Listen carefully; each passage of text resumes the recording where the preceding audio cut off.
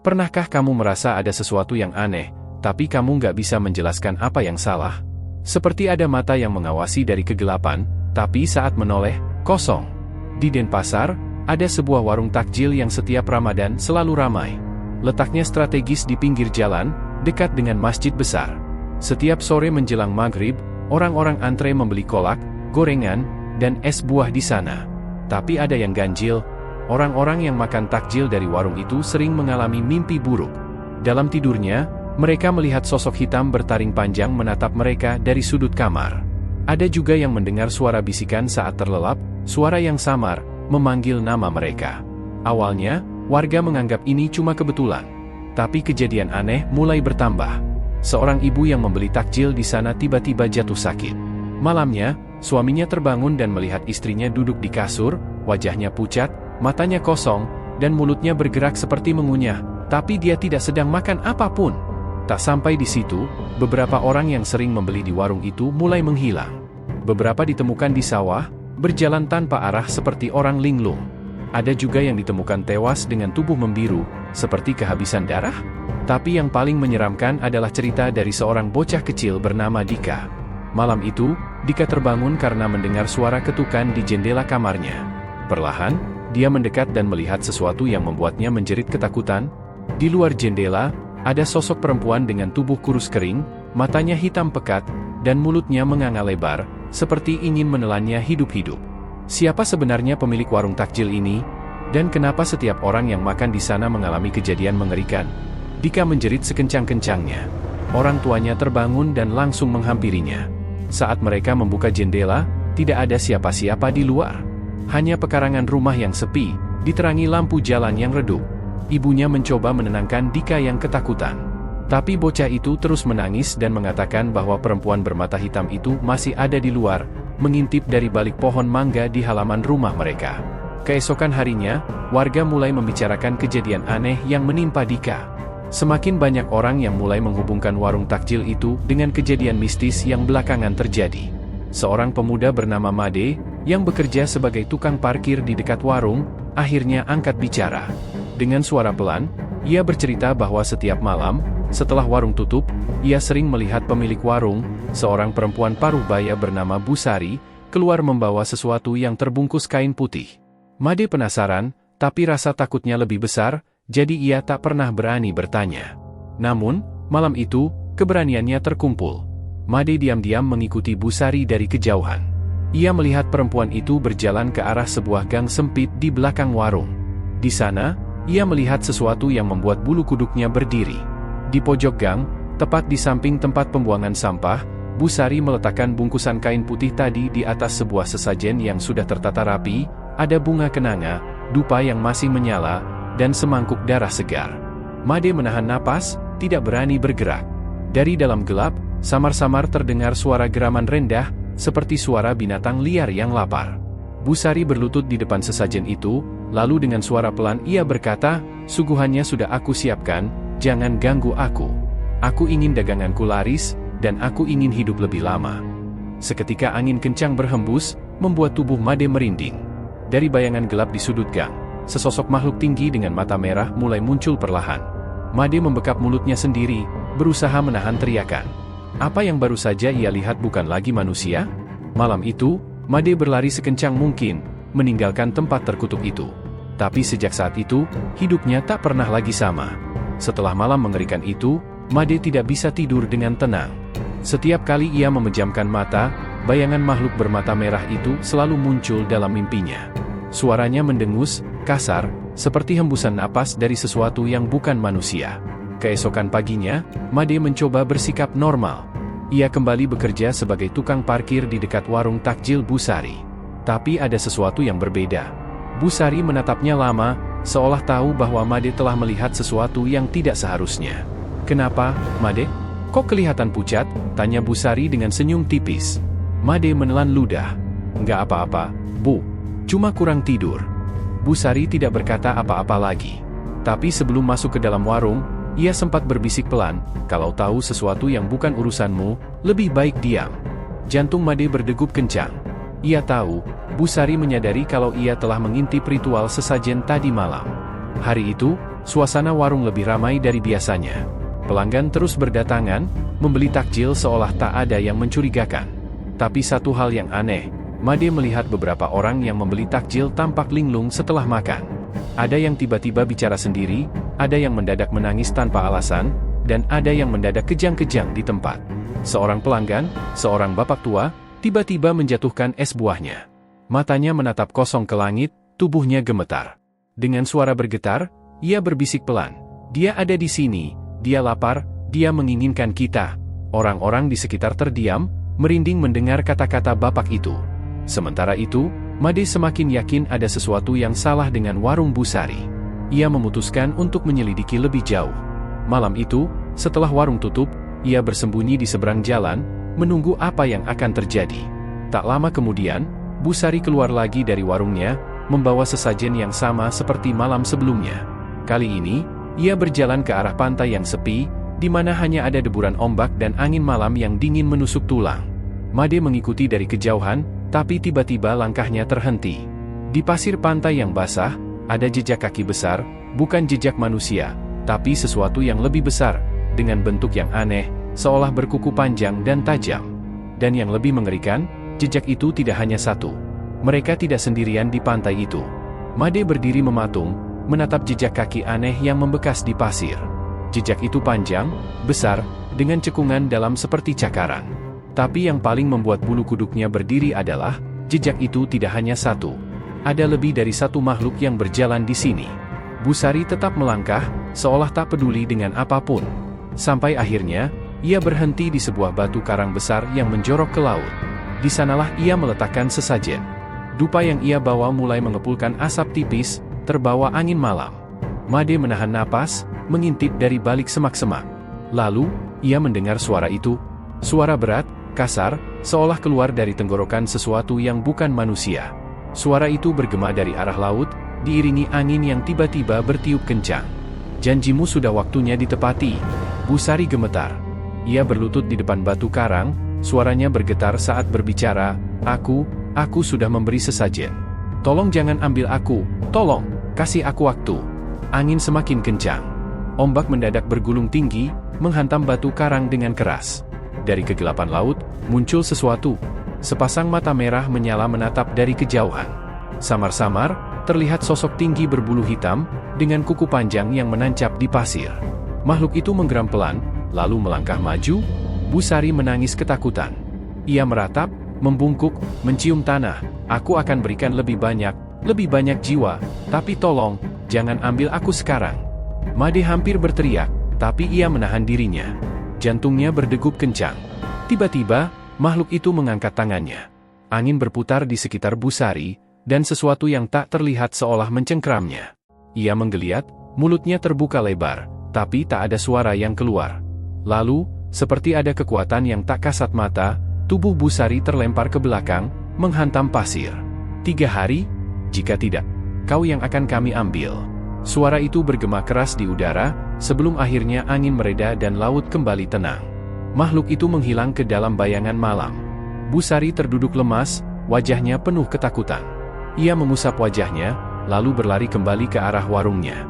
Made masih gemetar. Ia tahu sekarang, ini bukan sekadar pesugihan biasa.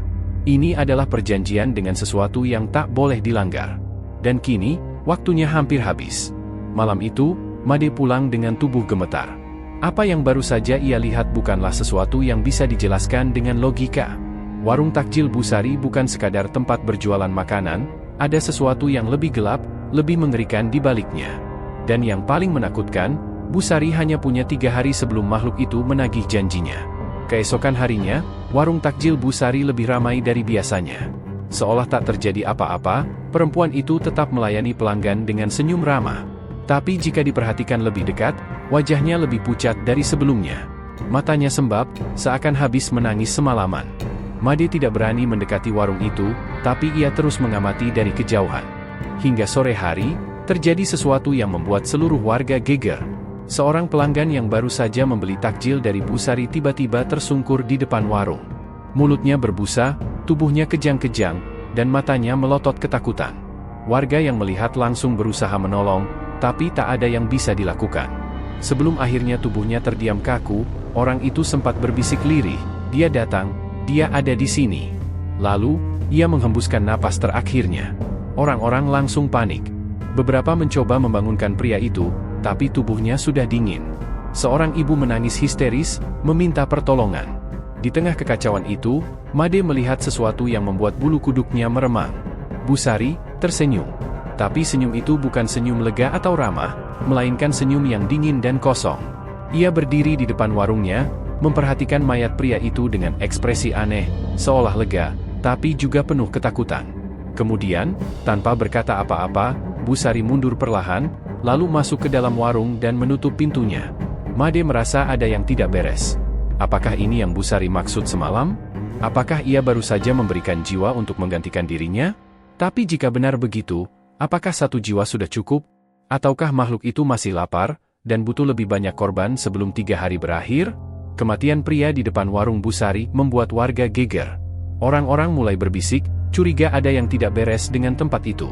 Tapi, anehnya, malam itu warung takjil Busari tetap buka seperti biasa, seolah tidak ada yang terjadi. Made tidak bisa tinggal diam. Ia tahu ada sesuatu yang sangat salah. Ia memutuskan untuk mengintai warung itu lebih dekat. Saat langit mulai gelap dan pelanggan berangsur pulang, Made memperhatikan dari balik pohon di seberang jalan. Busari tampak gelisah. Ia terus melirik ke kiri dan kanan, seolah menunggu sesuatu. Tiba-tiba, seorang pemuda dengan wajah pucat datang mendekatinya. Made mengenali orang itu, namanya Joko, seorang pemulung yang sering berkeliaran di sekitar pasar. Busari mengajak Joko masuk ke dalam warung. Made tahu ini kesempatan untuk menyelinap lebih dekat. Ia mengendap-endap ke samping warung, mencari celah untuk mengintip ke dalam. Apa yang ia lihat membuat darahnya berdesir. Di dalam warung, Busari menyiapkan sesuatu di meja. Sebuah panci besar berisi air hitam pekat mendidih. Asap yang keluar dari panci itu berbau menyengat, seperti bau bangkai yang sudah membusuk. Joko tampak kebingungan. "Bu, saya cuma disuruh ke sini buat bantu angkat barang." Busari menoleh, menatapnya dengan tatapan kosong. "Iya, sebentar, kamu lapar, Joko?" Tanpa menunggu jawaban, ia menyendok sesuatu dari dalam panci dan menuangkannya ke dalam mangkuk. Cairan hitam itu kental, mengeluarkan aroma busuk yang menusuk hidung. Joko ragu-ragu. Tapi sebelum ia bisa menolak, Busari menatapnya tajam. "Makan." Joko, yang tampak seperti terhipnotis, mengambil sendok dan menyuapkan cairan itu ke dalam mulutnya. Dalam hitungan detik, tubuhnya kejang. Ia mencengkeram lehernya sendiri, terbatuk-batuk seperti ada sesuatu yang menyumbat tenggorokannya. Matanya melebar ketakutan. Lalu, dari dalam mulutnya, sesuatu yang mengerikan keluar. Seekor belatung putih besar merayap keluar dari tenggorokannya, menggeliat dengan lendir kental yang menjijikkan. Joko ingin berteriak, tapi suaranya tercekat. Busari hanya menatapnya, tanpa ekspresi. "Maaf, Joko, ini bukan keinginanku." Joko jatuh tersungkur, tubuhnya bergetar hebat sebelum akhirnya diam. Tak bernyawa. Made menahan napas, berusaha tidak berteriak. Ia tahu apa yang sedang terjadi. Busari sedang mengumpulkan korban. Tapi pertanyaannya, berapa jiwa lagi yang dibutuhkan agar ia bisa selamat dari makhluk itu? Dan, apakah korban berikutnya sudah dipilih? Made berlari pulang dengan napas memburu. Pikirannya kacau. Ia baru saja menyaksikan sesuatu yang seharusnya tidak dilihat oleh manusia. Busari benar-benar sedang menjalankan pesugihan, dan ia membutuhkan lebih banyak korban sebelum batas waktunya habis. Tapi pertanyaannya sekarang, apakah 2 korban sudah cukup? Atau makhluk itu masih menginginkan lebih? Malam itu, Made tidak bisa tidur. Ia terus memikirkan apa yang harus dilakukan. Lapor ke polisi? Tidak mungkin. Siapa yang akan percaya dengan ceritanya? Menghadapi Busari sendirian? Itu sama saja bunuh diri. Di luar rumahnya, angin berhembus kencang. Pepohonan bergoyang liar, dan suara anjing melolong terdengar dari kejauhan. Tiba-tiba, tok, tok, tok. Seseorang mengetuk pintu rumahnya. Made menegang. Siapa yang datang tengah malam begini? Dengan langkah hati-hati, ia mendekati pintu. "Made, tolong aku." Suara itu, "Busari." Jantung Made berdegup kencang. Tangannya gemetar saat ia mengintip dari celah jendela. Di luar, Busari berdiri dalam kegelapan. Rambutnya kusut, wajahnya lebih pucat dari sebelumnya, dan tubuhnya sedikit bergetar. Made ragu, tapi sesuatu dalam dirinya berkata jangan buka pintu. Busari merintih, suaranya putus asa. "Made, aku tahu kau mengawasi. Aku butuh bantuanmu. Made tetap diam. Busari terisak, lalu berkata pelan. Kalau kau tidak mau membantuku, mungkin kau bisa jadi gantinya. Seketika, suara-suara aneh terdengar dari luar. Angin berdesir tajam, dan dari balik kegelapan, muncul sosok hitam tinggi dengan mata merah menyala. Itu dia, makhluk itu datang menagih janji. Busari berteriak panik, berlari ke belakang rumah Made. Suara langkahnya tergesa-gesa di atas tanah basah, tapi lalu, brak, sesuatu menyeretnya. Made mendengar suara Busari berteriak ketakutan, lalu suara cakar tajam mengoyak sesuatu. Setelah itu, sunyi. Hanya angin yang tersisa, berbisik di antara pepohonan. Made menutup mulutnya sendiri, menahan rasa takut yang hampir melumpuhkannya. Ia tidak tahu apa yang terjadi di luar, dan ia tidak berani melihatnya. Tapi satu hal yang pasti, malam ini bukan akhir dari semuanya. Karena jika Busari gagal membayar dengan nyawanya, maka makhluk itu akan mencari korban lain. Malam itu terasa sangat panjang bagi Made. Ia masih berdiri di dekat pintu, mendengarkan suara-suara di luar. Angin bertiup kencang, tapi tidak ada lagi suara dari Busari. Perlahan, dengan napas tertahan, Made mengintip dari celah jendela. Apa yang ia lihat membuat darahnya membeku. Di tengah halaman belakang rumahnya, Busari tergeletak. Tubuhnya kaku, wajahnya pucat seperti mayat yang sudah lama mati. Matanya terbuka, menatap kosong ke langit, mulutnya sedikit menganga seperti ingin berteriak tapi tak sempat. Namun, yang paling mengerikan, dadanya bolong. Bukan seperti ditusuk atau ditembak, tapi seperti dicabik dari dalam. Sesuatu telah keluar dari tubuhnya. Made mundur dengan napas tersengal. Ini bukan kematian biasa. Ini adalah hukuman bagi orang yang melanggar perjanjiannya dengan iblis. Busari tidak bisa memberikan tumbal yang cukup, dan kini jiwanya sendiri yang diambil. Tapi tiba-tiba, tubuh Busari bergerak. Perlahan, kedua tangannya terangkat, lalu tubuhnya bangkit dengan posisi yang tidak wajar. Punggungnya melenting ke belakang, kepala hampir menyentuh punggungnya sendiri. Tulang-tulangnya berbunyi krek, krek, krek, seperti ada sesuatu yang sedang memaksa tubuhnya hidup kembali. Lalu, terdengar suara berbisik. Made, sekarang giliranmu. Seketika, tubuh Busari melesat ke arah jendela dengan kecepatan yang tak masuk akal. Matanya yang kosong tiba-tiba menatap tajam ke arah Made, mulutnya menganga lebar, lebih lebar dari yang manusia bisa lakukan. Made jatuh tersungkur, panik, dan berlari ke pintu belakang. Ia tidak peduli apapun lagi, yang penting harus keluar dari rumah ini. Saat ia berlari ke gang sempit di belakang rumah, terdengar suara di belakangnya, suara langkah cepat, suara napas kasar, dan suara cakar yang menggesek tanah. Makhluk itu mengejarnya. Made tidak berani menoleh. Ia terus berlari, melewati gang demi gang, hingga akhirnya sampai di sebuah pura kecil di ujung desa. Tanpa pikir panjang, ia masuk dan jatuh berlutut di depan patung dewa. Sambil terisak, ia berdoa, berharap ini semua berakhir. Sunyi. Tidak ada lagi suara langkah di belakangnya. Tidak ada suara napas kasar. Tidak ada yang mengejarnya. Made menoleh perlahan. Kosong. Tidak ada siapapun. Tidak ada Busari. Tidak ada makhluk itu. Ia selamat. Namun, sesuatu masih terasa tidak beres. Saat Made menunduk, ia melihat tangannya gemetar. Keringat dingin membasahi wajahnya. Tapi ada satu hal yang membuatnya membeku. Bayangannya di lantai, berdiri sendiri.